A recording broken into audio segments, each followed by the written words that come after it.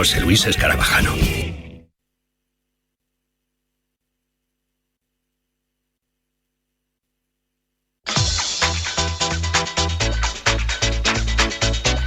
Al límite, con Fernando Soria. ¿Qué tal, amigas y amigos oyentes de Radio Marca, la radio del deporte? Espero que bien, y vamos a iniciar un fin de semana al límite, pero hoy cortado medio al límite, porque mañana domingo no habrá la habitual tertulia, porque Radio Marca va a ofrecer en directo el Gran Premio de MotoGP de Japón, donde, si todo va normal, Marc Márquez será nuevo campeón del mundo de la categoría, sería su 9º título mundial. Por ello, hoy nuestro programa será inhabitual. Vamos a abordar en la primera parte lo que sería la tertulia del domingo, y en la segunda parte del sábado, donde hablamos de práctica deportiva, de intentar animarles a que se muevan, que el deporte, no olviden, es puente de salud. Y salud técnica, profesional, con el gran Dani López, y en la coordinación y producción con Xavi Vergara. Y sin más dilación, porque hoy el tiempo vuela, y nunca mejor dicho, primera comunicación telefónica con Guadalajara, donde se encuentra Gerardo Cebrián. Hola, Gerardo, ¿qué tal? Buenos días. Hola, buenos días. Y creo que fuera de Madrid, madrugando como es habitual en él, Chema Uceta. Buenos días. Buenos días. Estoy en Madrid, ¿eh? En Madrid. Estoy en Madrid. Sí, muy bien. Buenos días. Buenos días. Bueno, vamos a dedicar en la parte de tertulia el tiempo prometido, bastante, espero que suficiente, para hablar del Mundial de Atletismo. Primero lo nacional y luego algún apunte más que no abordamos la semana anterior a nivel internacional. Pero antes, Chema, si te parece, una pincelada sobre algo que ya comentamos también la semana anterior. ¿Quién sería el sustituto de Scariolo al frente de la selección española de baloncesto? El favorito parecía que sería uno, pero al final el que parecía menos favorito, Chus Mateo, ha sido el elegido. Y Chema Uceta, de alguna forma tengo yo la impresión de que tú tenías esa sensación, ¿no?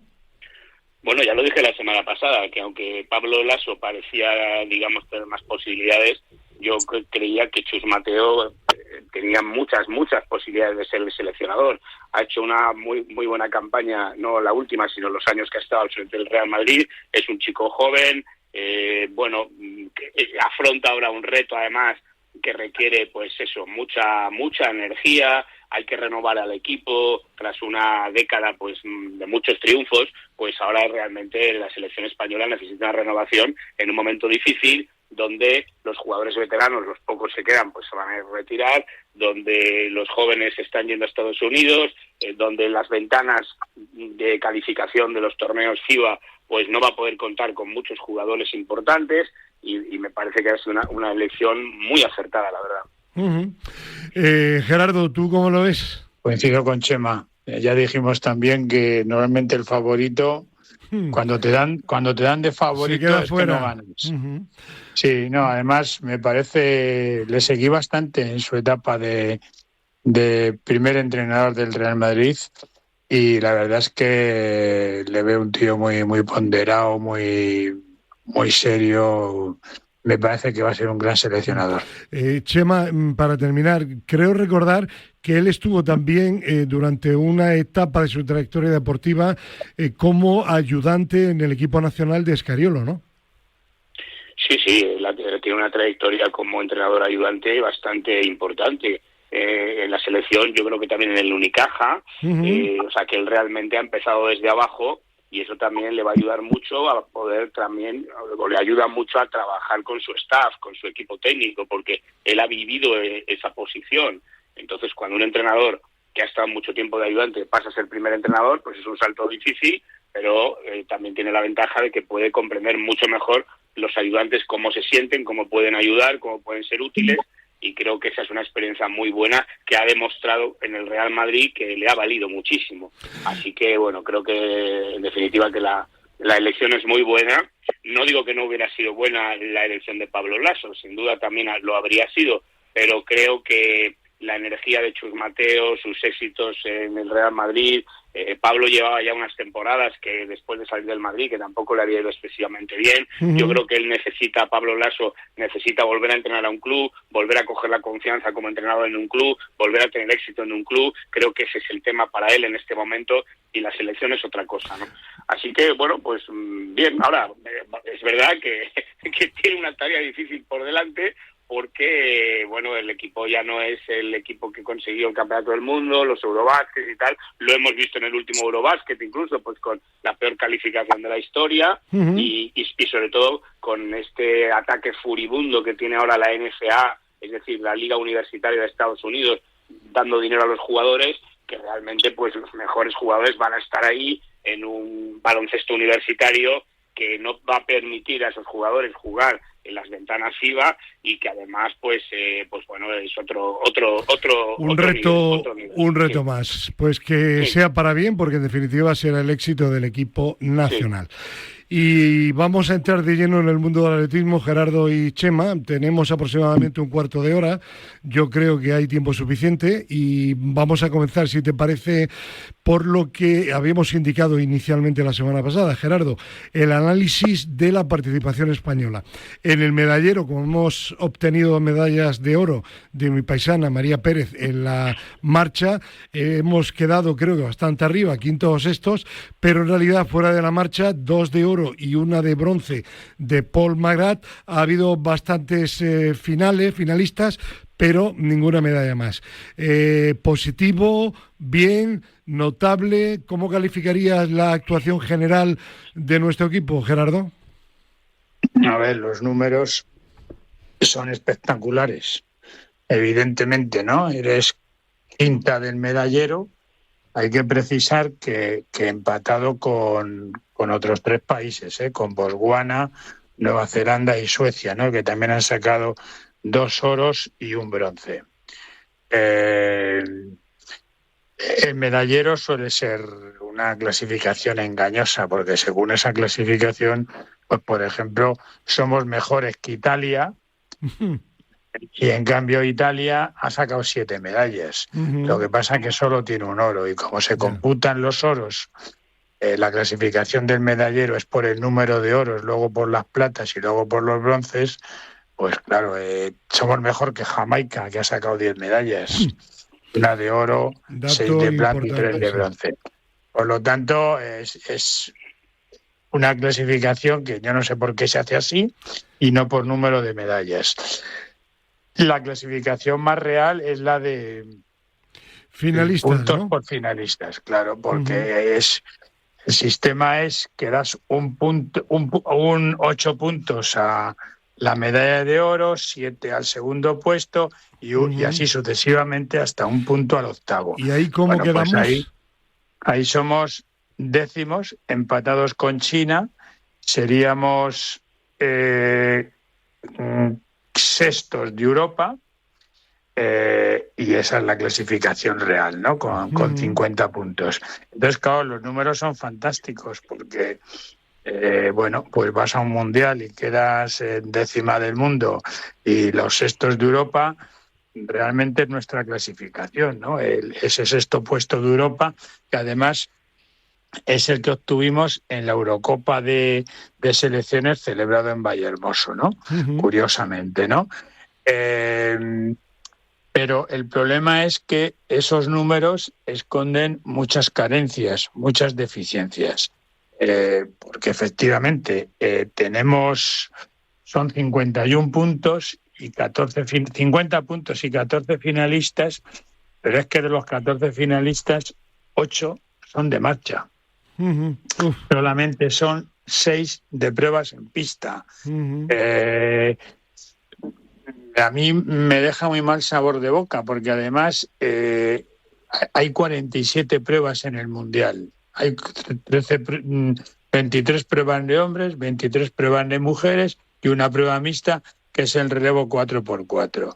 Y resulta que de esas 47 pruebas, en 23 no es que no hayamos tenido finalistas o semifinalistas, es que no hemos tenido a nadie. O sea, el atletismo español no ha estado representado. Entonces, yo lo que creo es que la Federación Española debería hacer autocrítica y ver qué ocurre con el atletismo español al margen de la marcha, donde evidentemente somos la mayor potencia mundial, sin ninguna duda, teniendo en cuenta, ojo, que falta Rusia, ¿eh? Rusia hace años que no compite. Entonces, y mucho me temo, porque además ya ha habido reuniones a raíz desde que han regresado de Tokio, en el que no ha habido ningún tipo de autocrítica. O sea, todo es maravilloso y lo estamos haciendo muy bien.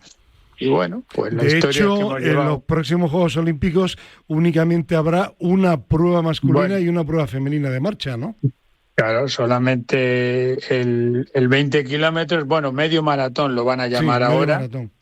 Y en los campeonatos del mundo la idea del señor Sebastián Coe es cargársela tanto el maratón como la marcha y sacarlo a otra competición. O sea, el maratón se haría el título mundial en un maratón comercial y las pruebas de marcha en el Campeonato del Mundo de Selecciones de Marcha. Habría 2 títulos, el individual por un lado y el por equipos en otro. Entonces, claro, nos podemos presentar en los Juegos Olímpicos de Los Ángeles pues con 6 atletas que han sido finalistas en la última gran competición, que es la de esta que acabamos de vivir en Tokio. Entonces, no podemos ir a un campeonato del mundo con un lanzador y no podemos ir a un campeonato del mundo con 2 saltadoras, por ejemplo, ¿no? No podemos ir a un campeonato del mundo, por mucho que digamos los relevos, bueno, pues no hemos tenido atletas ni en 100, 200 ni 400, por ejemplo. No sé, es escandaloso. No tenemos ningún atleta en maratón. España siempre ha sido una potencia en maratón. Hay muchas carencias y lo que ocurre, claro, que podemos sacar pecho. Porque sí, claro, la marcha lo está tapando. Claro, la marcha, claro, con de 14 finalistas, 8 marchadores, está todo dicho. Es brutal, pero no es como, por ejemplo, el quinto puesto empatado con nosotros de Botswana en el medallero. ¿Es en Botswana el quinto mejor país del mundo en atletismo? Evidentemente no. Pues nosotros en esta clasificación es engañosa también. Chema, imagino que estarás plenamente de acuerdo con Gerardo, ¿no? Bueno, totalmente de acuerdo. Vamos a ver, es verdad que mientras la marcha sea una especialidad que forma parte del programa, pues oye, bienvenidos sean los resultados de la marcha, ¿no? Porque evidentemente, pues ahí, pues el espectáculo español ha sido magnífico, ¿no? Tanto por las medallas como por los finalistas. Pero es verdad que son datos demoledores los que indica Gerardo, es decir, que en la mitad de las pruebas ni siquiera hayamos participado, me parece lamentable, ¿no? Claro. Luego resulta que en la pista no ha habido ninguna medalla y seis finalistas nada más. Pues hombre, si analizamos esos datos realmente es lamentable. Claro. Bueno, entonces, claro, podemos caer en el autoengaño de decir, no, está ayudado de coña, somos los sextos del mundo, los sextos de Europa, los quintos del mundo, no sé, etcétera, y tal, pero realmente hay que analizar en profundidad. Y yo entiendo que la Federación de Atletismo, pues a lo mejor de cara para afuera, sus patrocinadores, etcétera, pues venda las buenas noticias nada más, pero de cara para adentro entiendo, y Gerardo dice que no, y yo no lo sé, pero entiendo que debería haber una autocrítica y debería haber pues una concienciación muy importante en el sentido de que hay que promover atletas de más especialidades para que podamos participar, si puede ser en todas o en casi todas, y además atletas que realmente tengan opción de hacer algo importante en la pista de atletismo. Y sobre todo teniendo en cuenta que quizá en el próximo mundial a lo mejor solo hay pista, ¿no? Por lo que está diciendo Gerardo. Claro, ¿no? Entonces, bueno, claro, es que ese es el problema, Chema, es que la política de ayudas a atletas de la Federación Española de Atletismo se ha venido abajo. Ahora mismo solamente se tocan becas por actuaciones en la categoría absoluta. Entonces, evidentemente, estos 8 atletas que han quedado entre los 8 primeros van a tener ayudas. Y hemos tenido, por ejemplo, es que este es el quid del problema, hemos tenido las mejores actuaciones de la historia en el Campeonato Europa Sub-20 y en el Campeonato Europa Sub-23. Hemos sido líderes en la clasificación de finalistas, ojo, y en el medallero en Europa. Ajá. Y resulta que cuando yo pregunto, y además medallas y finalistas en todas las especialidades, no solamente en marcha, en todas. En marcha, por supuesto, hemos ganado, tanto en chicos como en chicas, ¿no? En ambos campeonatos. Pero en todas las especialidades, en todos los grupos, en velocidad, en medio fondo, en salto, hasta en lanzamientos hemos sacado medallas y finalistas. Pero claro, cuando tú preguntas, oye, ¿y ahora el año que viene, que ya pasa la categoría absoluta, qué? Dice, bueno, no sé, es que claro, tengo una ayuda, en función del puesto que haya quedado, de 1.000 o 1.500 euros al año. ¡Qué barbaridad! Al año. Claro. O sea, que son como entre 100 y 130 euros al mes. ¿Qué ocurre, Chema? Que nuestros mayores talentos, tú antes hablabas del baloncesto de la NCAA de Estados Unidos, bueno, pues eso mismo ocurre a nivel de atletismo. ¿Qué ocurre? Que antes tenemos como 200 y pico atletas en las universidades de Estados Unidos. Antes se iban atletas de cierto nivel, ¿vale? No, ahora se van los mejores, directamente, porque obtienen una beca de estudios que les pagan.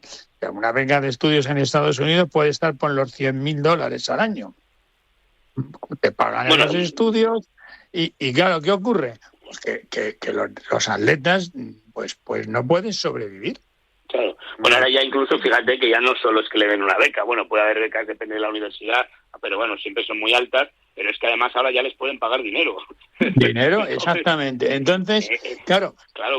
Tú oyes las entrevistas y las declaraciones del seleccionador y del presidente y claro, yo digo, pues mira, pues seguimos haciéndonos trampa jugando al solitario. O sea, todo es maravilloso. Gerardo, de hecho, la nota de prensa que me llega a mí habitualmente de la Federación era absolutamente triunfalista, ¿eh?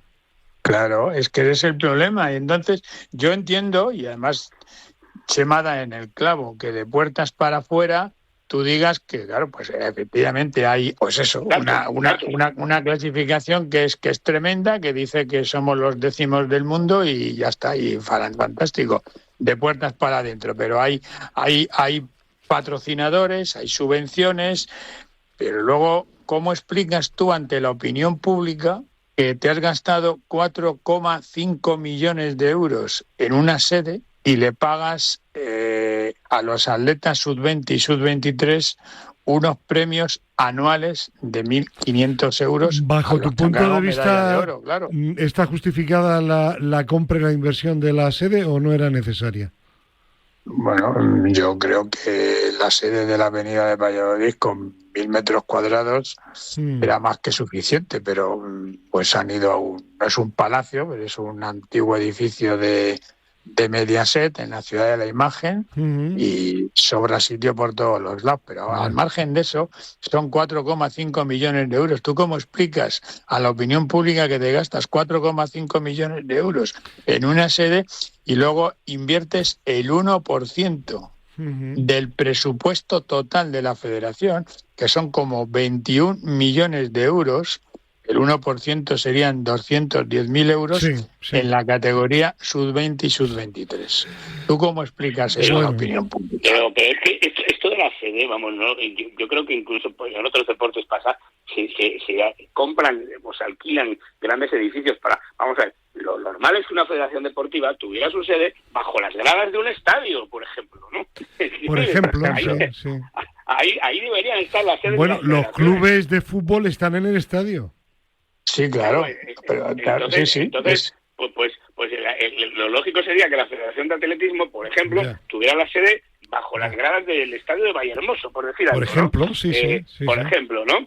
O, bueno, el baloncesto, pues el Palacio de los Deportes, no sé. Bueno. Es decir, pero sobre todo, me parece que no hay proporción en que se gaste ese dinero que está diciendo Gerardo y que luego los atletas, que al final son los protagonistas del deporte, son los deportistas, pues tengan esas ayudas tan ridículas.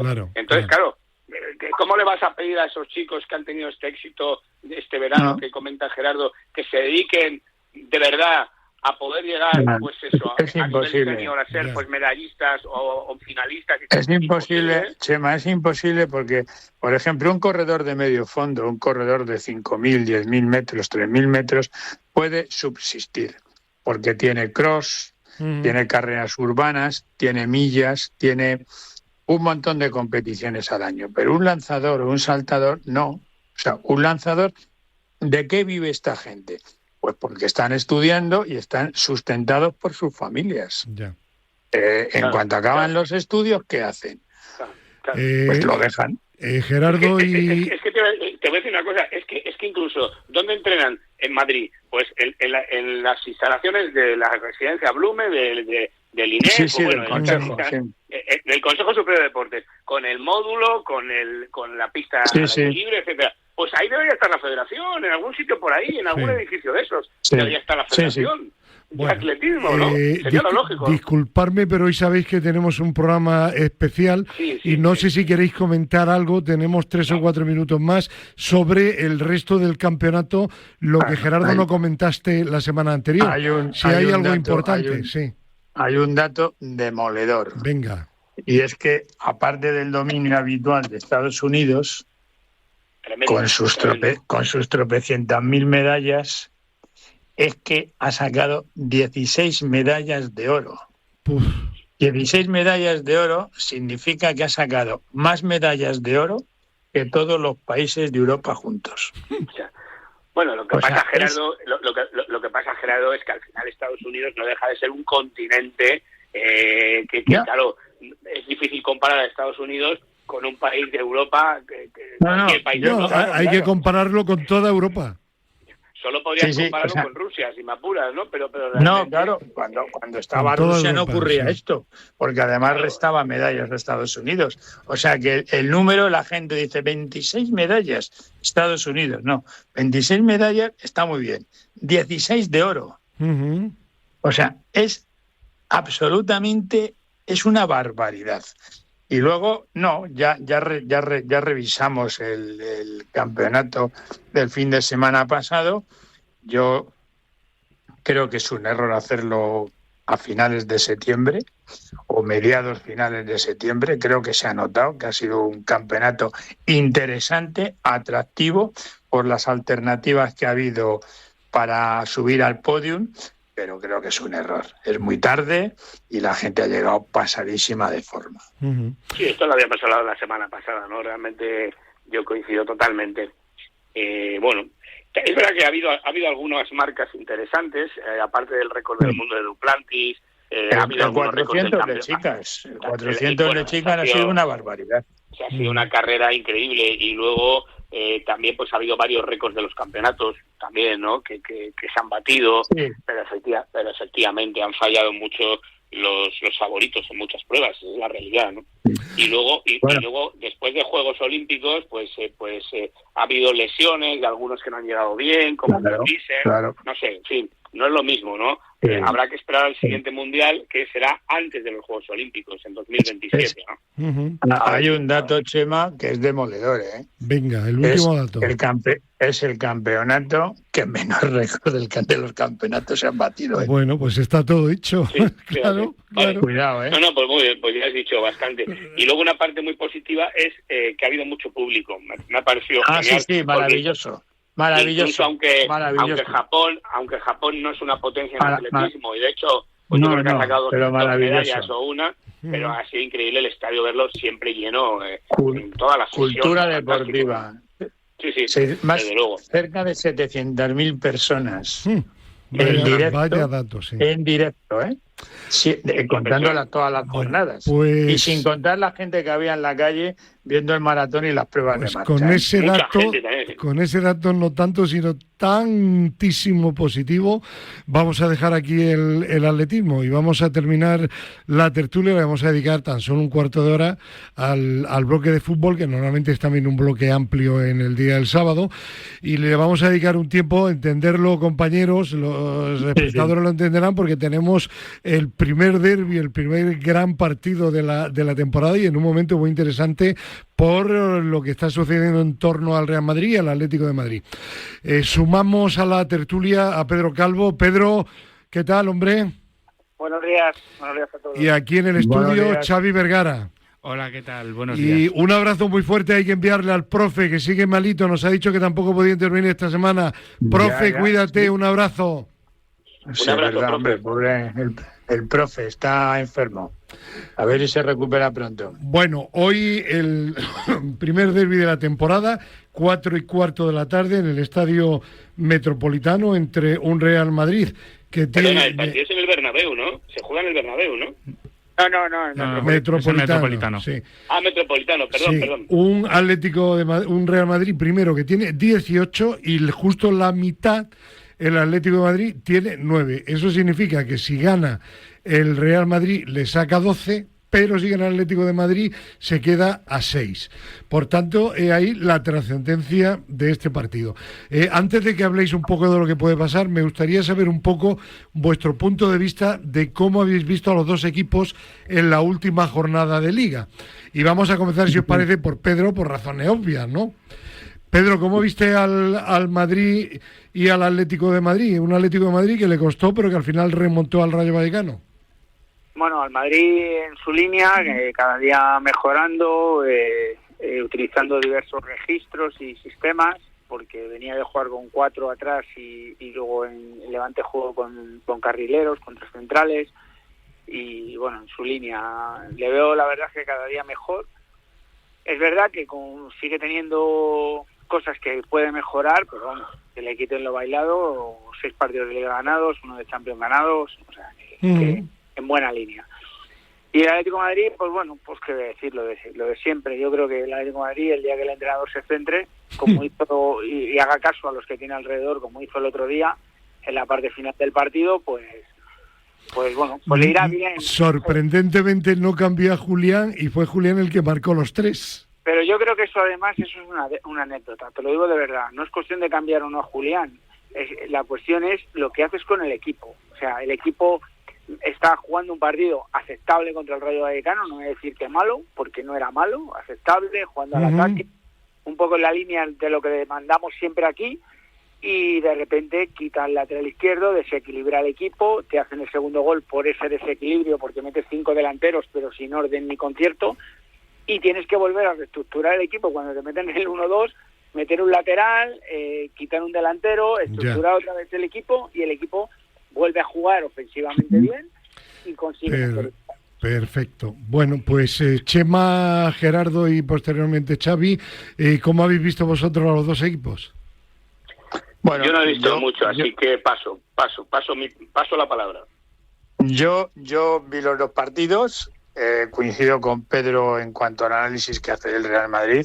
Es cierto que se ve la mano de Xavi y cada día lo tienen más claro y bueno, pues es cierto que va a mejor. El Atlético de Madrid, pues efectivamente, también coincido con Pedro. O sea, yo creo que cuando hizo la reestructuración y cuando se vio en la obligación de ir a ganar el partido porque estaba jugando en casa, pues evidentemente, pues entonces ahí se vio el verdadero potencial del Atlético de Madrid. Ahora, es que es muy timorato, es que... juega con la ley, no decir del mínimo esfuerzo, porque evidentemente los futbolistas se esfuerzan, pero claro, los planteamientos que hace, pues yo sinceramente, bueno, le hemos hablado muchas veces, no entiendo al Cholo. Pues es que estoy con Gerardo, al final en clave atlético, si el Cholo se centra a los jugadores, eso está clarísimo, y el Atlético sabe, y cuando saben a lo que tienen que jugar, pues demuestra la calidad que tiene. Pasa que el Madrid, de cara a este partido, tiene un jugador completamente diferencial, que está siendo Kylian Mbappé, que ya lo fue cuando peor se puso el partido contra el Levante, marca el 1-2, conjunto valenciano y se inventa de repente una jugada y te saca un penalti. Es un jugador diferente que eleva el nivel del Madrid, junto con Xabi Alonso, que también lo ha elevado, no te diría 1, sino 2 escalones con respecto al año pasado con Ancelotti. Sí. Bueno, pues dicho esto, vamos a hablar ahora de lo que puede pasar en el Estadio Metropolitano hoy a partir 4:15 de la tarde. Primeramente, como Chema no ha opinado anteriormente, voy a introducir un aspecto positivo, y es lo que supone de presión para uno y otro equipo, para el Atlético de Madrid, que si pierde se queda a 12 puntos del Real Madrid. El Real Madrid tiene por una parte el aliciente de que si gana le saca 12, pero la tranquilidad por otra de que si pierde pues sigue estando a 6. ¿Estas circunstancias pueden influir, Chema, bajo tu punto de vista, en uno y otro equipo? Bueno, puede ser. De todas formas, yo creo que el Atleti, tal y como está, los tumbos que está dando, lo que más le preocupa no son los 6 o los 9 puntos. Entiendo que lo que más le preocupa es volver a coger confianza, volver a sentirse bien consigo mismo como equipo, pues eso, con la confianza de que pueden ganar a cualquiera, y en ese sentido pues ganar al Real Madrid sería muy importante, sin duda, ¿no? Más que por restarle 3 puntos, que también, pero sobre todo por esto que te estoy diciendo yo. Lo que yo dudo es que el Atlético de Madrid tenga como objetivo ganar la Liga, y eso es lo lamentable, ¿no? Porque entonces sí que le preocuparía lo de los puntos, ¿no? Estamos a 9, ¿no? Ahora parece que no, ahora tiene que ir partido a partido de a ver si gana el Rayo Vallecano, porque no tiene esa confianza que debería tener un equipo que va por la Liga, sinceramente. Entonces ahora mismo tiene que centrarse en ir consiguiendo puntos para coger confianza, y más adelante veremos si está lejos o cerca del líder. Entonces, en ese sentido, ese partido, pues creo que es importante para el Atleti por esto que estoy diciendo. Y el Madrid, pues efectivamente, está en un momento muy bueno y sinceramente, lo siento por mi hijo, pero yo creo que el Madrid va a ganar este partido, la verdad. Pedro. Bueno, sin quitarle un ápice a todo lo que ha dicho Chema, que también estoy de acuerdo con lo último que ha dicho, que también creo que va a ganar el Real Madrid. Creo que hoy en día ahora mismo es diferencial, no tanto en jugadores, aunque me digáis que estoy un poco loco. Os digo que a nivel de plantillas están bastante equilibradas en los dos, pero sí que voy más a nivel de banquillo. Y yo creo que Xavi tiene mucho más estructurado, es más intervencionista en los partidos. Simeone lo hace un poco todo a la locura, a la arenga, y además digo más, o sea, es que aunque ganara 9 puntos, a mí me parece una diferencia altísima con un Real Madrid que para que se deje 9 puntos en un campeonato tendría que hacer las cosas muy mal, viendo cómo está. No digo ya 12 para mí sería ya perder toda la liga. Y hasta 6 también digo que sería más complicado, pero bueno. Bueno, ojo Pedro, que tal y como está la situación, para el Real Madrid en esta ocasión el empate sería extraordinario también. No, el Madrid tiene 2 opciones, que una es el empate, que tampoco le vendría mal. No. Pero es que creo que ahora mismo, hoy por hoy, a nivel de estructura de equipo, es que estoy con Chema, está muy por encima. Yo creo que va a ganar. Y por supuesto que yo creo que, yo no sé quién va a ganar, pero sí que creo que el Real Madrid no va a salir a empatar, sino que va a salir, ¿verdad, Gerardo, a ganar, ¿no? No, yo creo que va a ganar.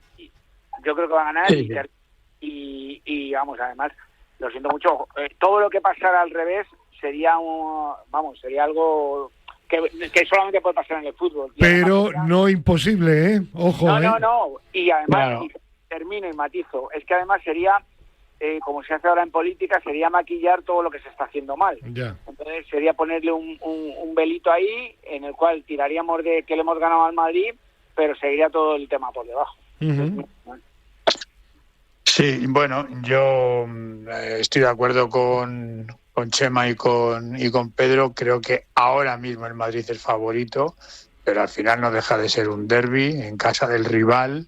El Atleti aprieta, la afición aprieta más todavía. Yo creo que efectivamente el Madrid es favorito, pero ahora mismo dar un resultado, si tuviera que jugarme el dinero, evidentemente me lo jugaba a que ganaba el Madrid, pero es un derbi.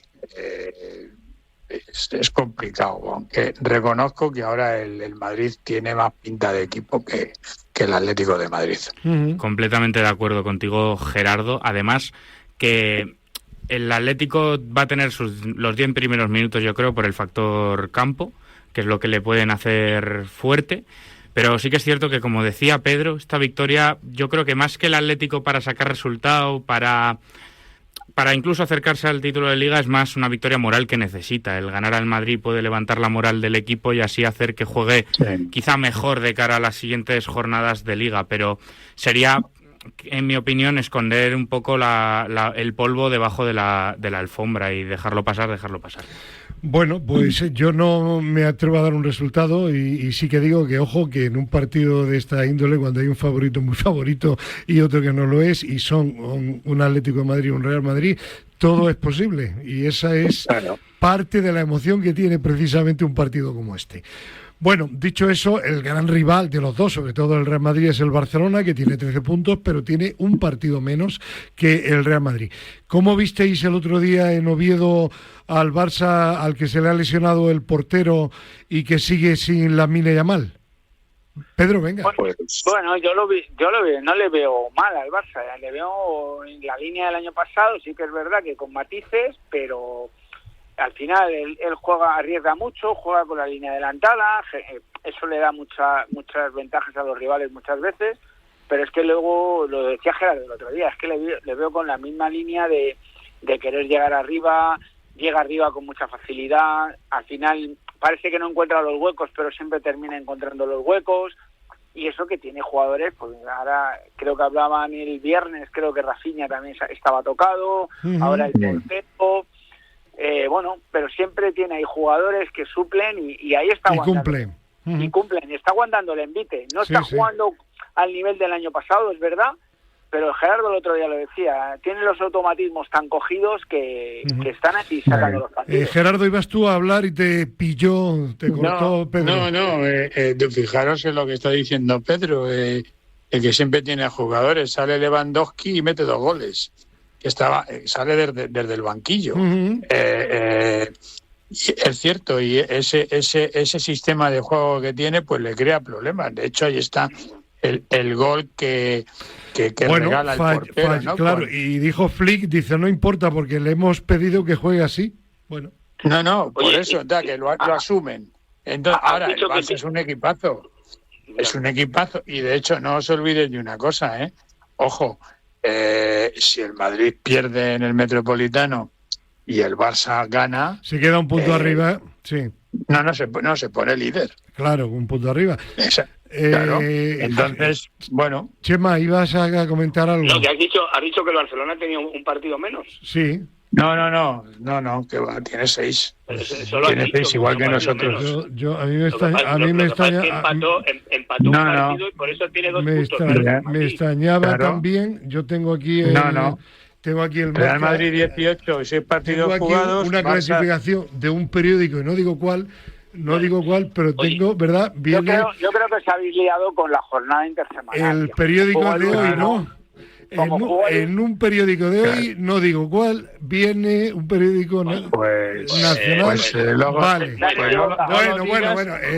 Todo en la vida se equivoca cualquiera. Yo lo que quería preguntar, ¿qué ha pasado esta semana? Ha habido equipos que no han jugado porque estaban en la competición europea, ¿es así? Sí, adelantado el partido. Pero han adelantado los partidos. Esa jornada se adelantó y se jugó ya. El Celta Betis y el Betis, el Celta y el Betis. Ya. Sí. Pero entiendo, Bueno, oye, una última cosa, aunque sé que no os gusta mucho, un apunte rápido. Chema, ¿ha seguido el Balón de Oro o no? No, además, mira, aprovecho para decir que estoy cada vez más en contra de estos premios individuales en un deporte colectivo como es el fútbol. Estoy hartito, de verdad. Que si el Balón de Oro, que si la Bota de Oro, que si el no sé qué, no sé cuánto. Que el padre de Lamine Yamal, que dicen que le ha arruinado la vida a su hijo, ¿no? No sé. Madre mía. Pobrecito. Pues yo quiero que me arruinen la vida así, Debería fomentarse más el tema colectivo, de equipo, etcétera, y dejarnos de historias de Balón de Oro, de Bota de Oro, el Laudus no sé qué, en fin, de verdad, estoy muy en contra de eso. Estoy tan en contra como estoy del VAR y de los 3 centrales. Igual, otro engañado. Pedro, ¿quieres añadir algo de este tema o no? Es que estoy como Chema, es que me parece que en un deporte colectivo en el que juega tanta gente, el dar premio a uno solo, es que ese uno solo no hubiera hecho. Lo digo igual cuando lo han ganado Cristiano y Messi, a veces que Cristiano y Messi lo han ganado porque los demás no corrían o no presionaban. Entonces, al final, que se lo des a un tenista, que es un deporte individual, a un atleta o tal, lo entendería, pero a un deporte colectivo yo creo que en caso de darle un Balón de Oro sería al equipo entero, no a un jugador. Claro. Muy bien, pues... Oye, y perdona, director, y otro comentario. Rápido, por fin. Hablabas antes de María Pérez, ¿no? Sí. Que es una gran estrella del atletismo, que es de Sin Granada. duda. Sí. Y sin embargo, el Granada de fútbol va al último. Bueno, horrible. No me lo comentes. Chema, que te recuerde el director, que tuve una conversación con él el año pasado cuando ficharon a Pacheta. Sí, ¿vale? Y me hablaba fenomenal de Pacheta y le dije, Pacheta te vale para este año. Vale, no te vale para bueno, no nombres el demonio, el diablo. Bueno. Venga, hasta la semana. Un beso para Rosa, besazo para Rosa, aunque sea el sábado. Sí, un abrazo para todos, adiós. Oye, antes de terminar el fútbol, una cuestión, una duda que tengo, Xavi, que el otro día hubo un homenaje de jugadores de Osasuna, Rubén García, un tema personal. De momento el club no ha sacado nada, sí que es cierto que los jugadores le homenajearon, las informaciones bonito detalle, que ¿no? tengo, sí, es un detalle precioso. Rubén García debería tener algún problema familiar. Debería ser algún problema familiar y el club le otorgó permiso para irse el mismo día del partido. Relacionado con lo que hablábamos de Yagoba Arrasate la semana pasada, de la mentalidad. Eso en otros equipos posiblemente no hubiera sucedido. No hubiera sucedido, hubiese tenido que jugar. Pero bueno. Gracias, Xavi. Bueno, seguimos adelante, dejamos a un lado el fútbol y vamos a hablar ahora de turismo activo deportivo, porque nos vamos a ir hasta una... bellísima localidad asturiana, Sobrescobio, con una gran tradición deportiva, sobre todo en carreras largas, carreras de montaña, y tenemos comunicación telefónica con Tensi Carmona, que es la concejala de deporte de Sobrescobio, quinta y última etapa del proyecto de turismo activo Bien de Altura. Tensi Carmona, ¿qué tal? Buenos días. Buenos días, ¿qué tal? Pues un lugar extraordinario para ver muchísimas cosas y para practicar casi cualquier actividad deportiva, sobre todo de montaña, ¿no? ¿Qué te voy a decir yo? Un lugar extraordinario para todo, incluido para vivir. Hombre, imagino que sí, es estupendo para hacer deporte y ver actividades para vivir también. Este fin de semana se va a celebrar ahí la quinta jornada del proyecto Bien de Altura.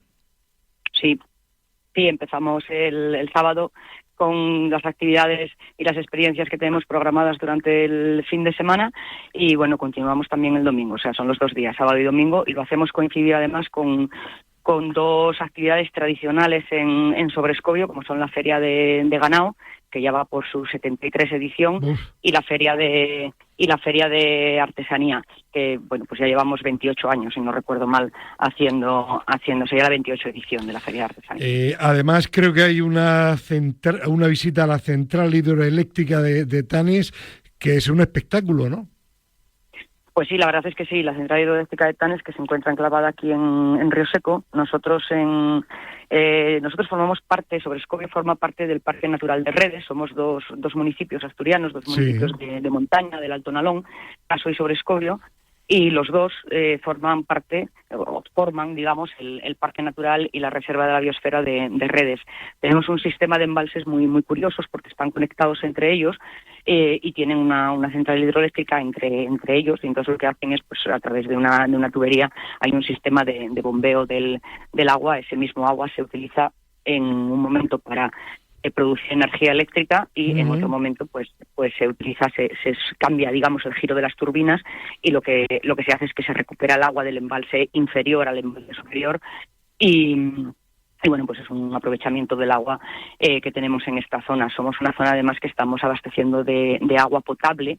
Además de esta producción de energía eléctrica, pues abastecemos de agua potable aproximadamente en torno al 80% de la población asturiana. Y esta central hidroeléctrica que tenemos aquí en Río Seco, pues es una central que está excavada en la roca, y en su momento, pues cuando se construyó esta central, fue toda una obra artística diseñada o en este caso todo el contenido artístico, digamos, fue de Vaquero Turcios, Y la verdad es que es todo un espectáculo. Merece muchísimo la pena la visita a la central. Bueno, y el próximo mes de octubre, que está ahí a la vuelta de la esquina, la gran prueba internacional, el Ultra Rail de Sobrescobio.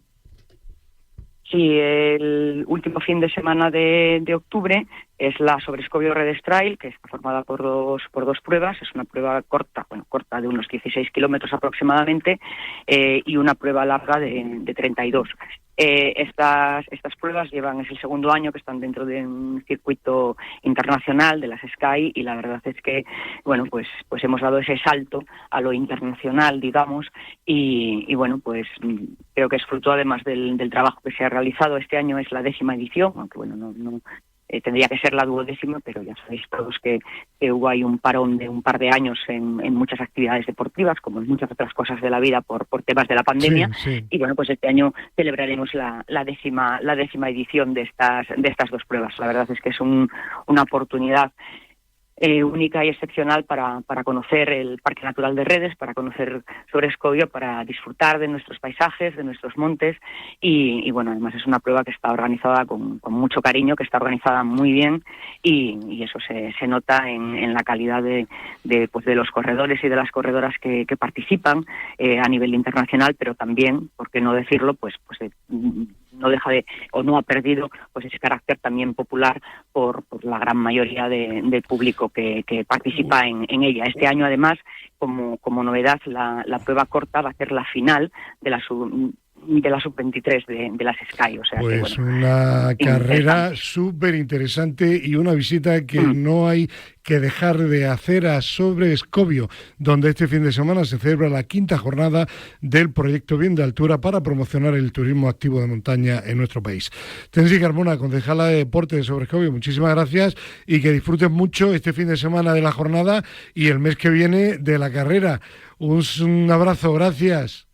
Pues un saludo muy grande y aquí os esperamos este fin de semana, el último fin de semana de octubre, cuando se celebren o se disputen las dos pruebas de la carrera allí de la Sobrescobio Redes Trail, y os esperamos todos los días del año. Estaremos. Así que seréis todos bienvenidos. Sí, muchísimas gracias. Muchísimas gracias. Bueno, vamos a dejar la montaña y nos vamos a ir hasta el Colegio Profesional de Fisioterapeutas de la Comunidad de Madrid, donde creo que se encuentra ya su vicedecano, Pablo Herrera. Hola Pablo, ¿qué tal? Buenos días. Hola Fernando, buenos días. Qué bonito el turismo de montaña en nuestro país, cuántos sitios hay para aprovecharlos y sobre todo para ganar salud para la mente y para el cuerpo, ¿no? Efectivamente, poder hacer ejercicio en la montaña es de lo más saludable que hay. Bueno, sin embargo, hoy con Pablo pues vamos a hablar de otros temas diferentes, de bulos, de falsas creencias y bueno, llevan mucho peso en la mochila. Llevar mucho peso, por ejemplo, uno de los bulos, de las cosas que se suelen decir en la mochila del colegio, ¿es cierto que puede provocar que chicos y chicas tengan problemas de espalda? Pues a ver, por desgracia, es un bulo muy extendido. Al final, sabes que los niños que ahora con toda la vuelta al cole, con todo esto, siempre la pregunta es eso, el peso de la mochila. Hay unas teorías por ahí que dicen que no pueden llevar más del 10% de su peso en la mochila. Bueno, la realidad es que no suelen, primero que no suelen hacer trayectos muy largos, es decir, que no tienen una gran carga y no tienen que soportarla durante mucho tiempo. Y luego que depende tanto de la constitución del niño, que para un mismo niño un 10% de su peso no es ningún problema, y para otro niño el 10% de su peso es incapaz de cargarlo, ¿no? Lo más importante, más que el peso de la mochila, es la capacidad que tenga el niño de llevarla. Pablo, otro debate que suele plantearse es el siguiente: ¿mochilas con ruedas o sin ruedas? Ahí te respondo a la gallega, depende mucho del trayecto que tenga el niño. Pues explícalo. Se pusieron de moda mucho las mochilas de ruedas, porque efectivamente la carga que tienen que llevar pues se va al suelo y tienen que cargar menos peso. Eso fue hace mucho tiempo, pues eso, con todo el miedo que se metió a las familias, con que el peso de las mochilas era muy grande y era peligroso, pues empezaron a poner de moda. Lo que no se tuvo en cuenta es el recorrido que hace cada niño. Hay muchos niños que en el cole tienen que subir 2 o 3 pisos de escaleras, y las mochilas de ruedas para subir escaleras son incomodísimas. al final acaban provocando más problemas porque el niño tiene que acabar forzando y tirando del hombro en una posición más incómoda y ahí sí que es más peligroso. Entonces, si el niño en su trayecto va a tener que subir muchas escaleras, pues es mejor que lleve una mochila de cinchas, de asas, vamos. Perfecto. Y al revés, si el terreno es plano y es cómodo, pues se puede llevar una mochila de carro. Tercera pregunta, ¿hay una postura perfecta para sentarse en el pupitre? Te lanzo a ti la pregunta. ¿Encuentras alguna postura perfecta para sentarte cuando estás en el programa de radio? Depende de lo cansado que esté. Eso es, pues al final y te vas cambiando de postura. Sí. Nosotros no nos gusta hablar de posturas malas, buenas, correctas, incorrectas, sino bueno, se puede hablar de posturas más eficientes. Hay posturas en las que aguantamos más tiempo, nuestra musculatura puede aguantar más tiempo, pero al final, por muy eficiente que sea, si la mantengo en el tiempo mucho, me va a molestar la espalda. Entonces, lo importante es cambiar de postura. Nosotros tenemos un dicho que nos gusta mucho, que es la mejor postura es la que menos dura. Pues está muy claro. Otro tema, los fisioterapeutas defendéis que no hay que fragilizar a los niños. ¿Qué significa esto, Pablo? Pues mira, todos estos mensajes que estábamos hablando ahora, si nosotros metemos miedo a los niños, metemos miedo a los padres, que muchas veces los padres son los que están agobiados con ese peso de las mochilas. Pero al final lo que estamos haciendo es que el niño se sienta débil y sienta miedo cuando tenga que cargar un peso, cuando sienta que no va a poder hacer las cosas. Si fragilizamos a los niños, generamos miedo y el miedo genera dolor. Entonces, tenemos que incentivarles a que hagan más ejercicio, que hagan más deporte, evitar el sedentarismo, que se levanten del sofá de una vez y a partir de ahí que se pongan a hacer ejercicio. Y con eso no van a tener ningún problema si tienen que llevar 2 mochilas o 3 mochilas al cole. Efectivamente. Bueno, y para terminar, cada año el Colegio de Fisioterapeutas de Madrid realizáis una campaña en diversos colegios. ¿En qué consiste? Pues mira, es una campaña que se lleva realizando, ya llevamos 13 ediciones, 13 años realizándola, y la verdad es una campaña muy bonita. Es una campaña que hacemos en tercero de infantil, tercero de primaria y sexto de primaria. En cada etapa tenemos un contenido adaptado. A los niños pues llevamos una marioneta que es nuestro marciano Zanzglub y les cuenta una historia de su amiga que se convierte en una estatua y les enseñamos pues actividades saludables, juego saludable. Con los de tercero de primaria ya tenemos un cómic con una historia de que Zanzglub viene a la Tierra y investiga cómo los humanos nos movemos. Y en sexto tenemos una campaña que son los fisiomisterios. Les convertimos en detectives y nos ayudan a resolver misterios de fisioterapia. Y es una campaña que es gratuita para los colegios. Lo que sí, recordar que es una campaña que tenemos las plazas limitadas, entonces los colegios que quieran pedirla, pues que se den prisa porque ya estamos adjudicando plazas. Y la pueden pedir en prevencionescolares.es y ahí que nos pidan la campaña y vamos a su cole de forma gratuita. Pues me parece interesantísimo, tanto que me voy a apuntar a la próxima sesión que hagáis aquí en Madrid. Pablo, cuenta conmigo. Pues contamos contigo. Este día 25 tenemos una formación para los formadores de la campaña. Qué bien. Pues. Así que si te quieres venir a formarte para poder ir a los coles, pues te vienes y te recibiremos. Miro agenda y me paso por allí. Venga, un abrazo y buen fin de semana, Pablo Herrera. Gracias. Igualmente. Adiós. Un abrazo, Fernando. Bueno, nos vamos a ir desde Madrid ahora a Galicia. Allí tenemos a un buen amigo, Eduardo Blanco, presidente de Ajasede. ¿Qué tal? Buenos días. ¿Qué tal? Buenos días, Fernando. Pues nada, cansado un poco porque ayer tuvimos el 14º Foro del Deporte para Todos con un tema monográfico, cómo mejorar la gestión de las subvenciones. Pues qué interesante. ¿Y qué se habló? ¿A qué conclusión llegasteis? Pues bueno, es más, llegamos a una serie de conclusiones que nos sirven de propuestas para modificar las convocatorias, es decir, hacerlo todo más simplificado, con menos burocracia y dentro de la ley. Yo soy partidario de que la ley de subvenciones actualmente se puede decir, en bruto, sí, que parte de un principio. Todo el mundo es un ladrón hasta que no se demuestre lo contrario. Claro, con este tipo de principio que subyace, obviamente se está destruyendo el tejido asociativo, porque no vas a ir a tirar del carro como persona directiva de una asociación, de un club deportivo, tirando del carro contracorriente y con una legislación que realmente te hace caminar por un conducto burocratizado y de que te miran de una manera determinada. Es decir, que sin cambiar la ley hay fórmulas de simplificarlo. Pues vayamos a ello bueno, ya te mandaré las conclusiones. Sí, mándalas para que las publiquemos, porque está esa jornada dentro de las jornadas que celebra la Federación Española de Municipios con AESDAP. Se están celebrando continuamente en varios puntos de España y parece bastante interesante.